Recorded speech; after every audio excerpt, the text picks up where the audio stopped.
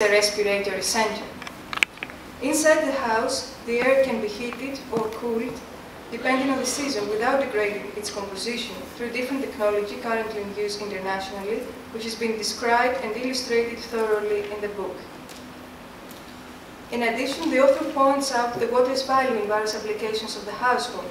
He also described the proper storage prescriptions within the domestic water towers, as well as improving techniques for the water in order to become potable. At the same time, he underlines its cultural and social significance, noting that it is the consumption of water which indicates the civilization's level of each country.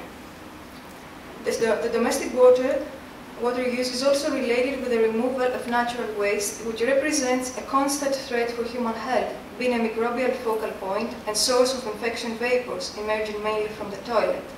Once again, the author appears to be pioneer, proposing the replacement of the inadequate domestic cesspools with a main drainage network in accordance to the up-to-date international practice. Likewise, his references in domestic hydraulics and the illustration of the modern toilets, pipettes, bowls, and water closets were completely unknown to the public of the time, being of the first Greek publications found on the issue.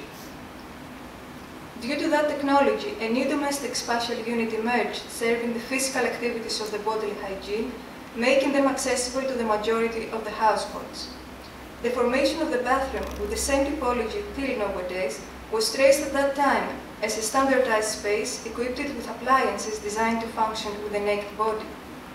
Within its borders, those physical actions were privatized, hidden from the public gaze of the family, reflecting the cultural tendency to disappear different kinds of dirt, threatening the material and moral order of domesticity, smells, bodily expressions, gases, germs, and nudity. Likewise, the separation of bedrooms for parents and children completes the definition of distinct rooms within the house, serving the different functions of domesticity. Their proper arrangement is once again a matter of ethics and hygiene, guaranteeing the family's welfare.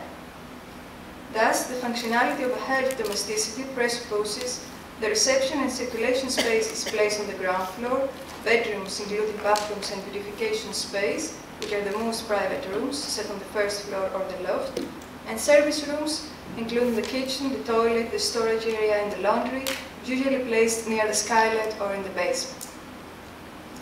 Finally, the interior textures and the furnishing of the house should inhibit germs growth, facilitating antiseptic cleaning practices while indicating with its arrangement that it can be easily cleaned at any time. At the same time, the cleanliness of the space submits its inhabitants in a constant state of discipline, regulating daily manners and habits, always aiming to the moral efficacy of the hygienic commands. However, the proposals expressed by Salivers and other hygienists regarding the hygiene of the domesticity were practiced in the majority of the capital's household rather lately, while the sanitary house remained for years a social privilege, distinguishing wealth and social superiority. Concluding, the transformation of the modern Greek domestic space, as it was determined by the regulative discourse of doctors and architects, aimed to a fundamental social modification relying on the body education and discipline, which would provide social protection against every kind of dirty risks.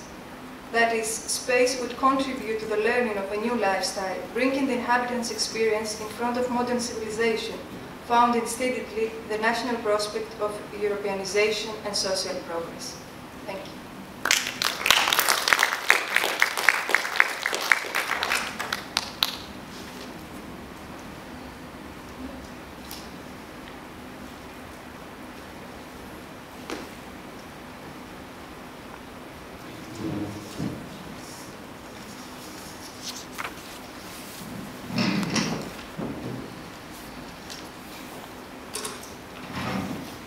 Okay.